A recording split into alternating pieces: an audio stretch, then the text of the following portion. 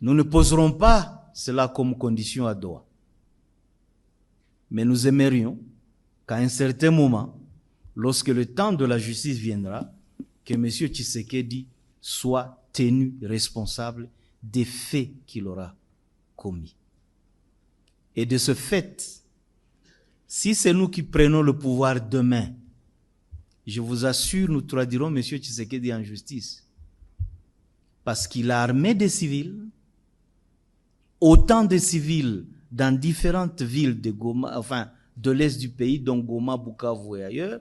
Vous avez vu les photos des enfants qui portent la tenue des FARDC et qui sont armés et qui sont prêts à tirer sur des soldats professionnels qui ont été formés, bien formés, alors que les enfants n'ont jamais appris le maniement des armes et qu'on leur donne une arme pour que ça, et qu'on leur fait porter une tenue militaire pour que ce soit eux qui défendent la ville, ça c'est un crime.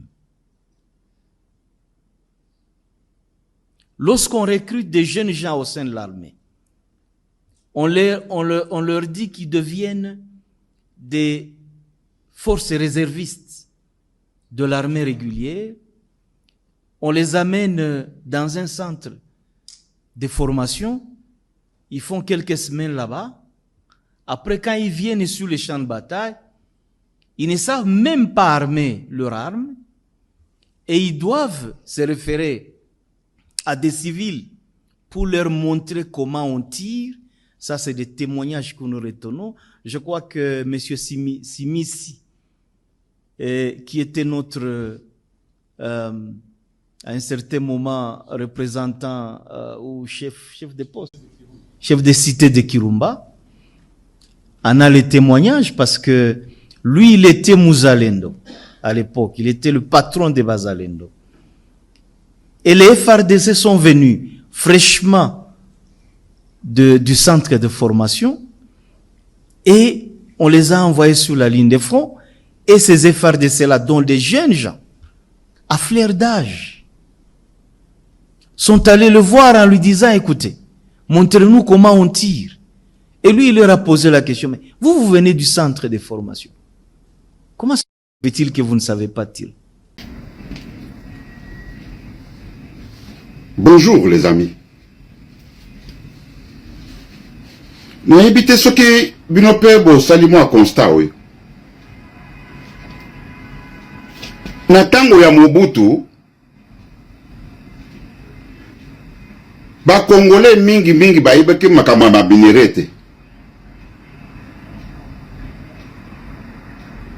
Na tango ya Joseph,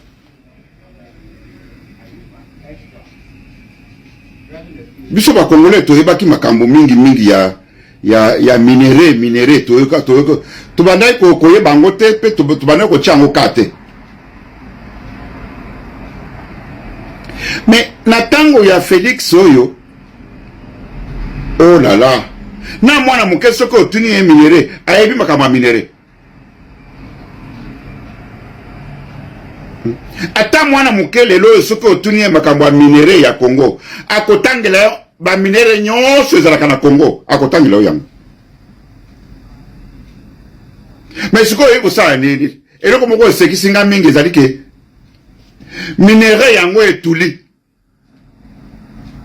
liboso ezalaki bapaya bamindele bapaya bapays ya Europe, Asie, États-Unis et bandaki koya koluka ba minéré na kati ya Congo.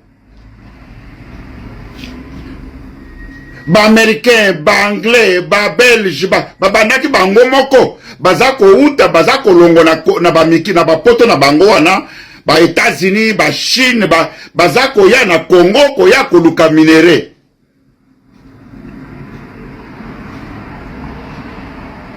Mais na tango ya Félix minéré etuli. Félix yemoko nde muto akomi kotambola na bamboka nyonso ba esali contraire liboso ezalaki ba minéré baza koya. Mais na moi lelo c'est le contraire. Félix yemoko azana ba siko ba minéré aza kotambola nango na bamboka mobimba atia yango na mutu lokola bana oyo batekisaka banguba minere yango minere yango Félix okomona Félix na États-Unis minere yango yo minere yango yo bomoni Félix na Chine minere yango yo minere yango Félix na ba France partout Félix azana na minere na mutuka kaboy minere yango yo ekiti talo minere yango yo bande kuna ngai minere ba minere bazali ko uta ba misika koya na Congo koya koluka minere lelo esali contraire Félix ni mutu aza kotambola na minere na mitu lokola mwana nguba akotekisaka yango partout kutu bakoteka bakosomba yango te malgré akitisa yango talo malgré akotambola nango na bamboka nyonso yango ye minere yango ye ekiti talo minere bakosomba yango te.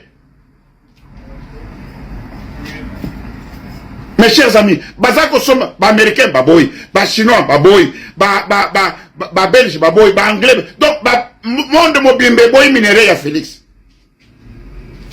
Malgré la kitisi angotal. Et c'est quand mutuka boy partout. Mwana ya nguba, minéré yangoyo minéré yangoyo kititalwe, bandeko. Nathalie Boetinga abi mais ce n'est pas possible. Minéré ezalaka eloko atalo. Minéré ezalaki batu bapaya bako uta misika koya kopesa bana mboka misala koya kosomba ngo sur place na Congo lelo ye komi yako oh la la la bande ko mboka eza ya kokufa mboka eza mboka te baninga na ngai mboka ezali ya kokufa mes chers amis tout ça la tozongisa minéré na biso na valeur tout ça la tozongisa gouvernement na biso na valeur tosongisa Congo tozongisa ngo na valeur état ezo valeur nango ya état nde ba minéraux ana ekozwa état lo nde ekozwa lokumu nde batwana bakoya koluka ngo na Congo olie kotambola kala ngo na mutu lokola bana yanguba tala lelo yo partout ministre azaki ya justice lelo yo abane kokanga ba miyibi lelo bakangi ye moyibi mboka mobimba ezala ba sénateur ba miyibi ba député ba miyibi chef de l'état moyibi ba ministre ba miyibi mboka mobimba ka ba miyibi bande kuna ngai moko yo kwa avancer ndengeni à part ba kabakate ya ba salaire ba mi pesi ba ko yiba lisusu oh la la la Corneille nanga tokota kisasa tobongisa administration tobongisa gouvernement tobongisa mboka Congo ezwa valeur minéré ya Congo ezwa valeur nango ya kala. Merci mes chers amis, au revoir et à la prochaine.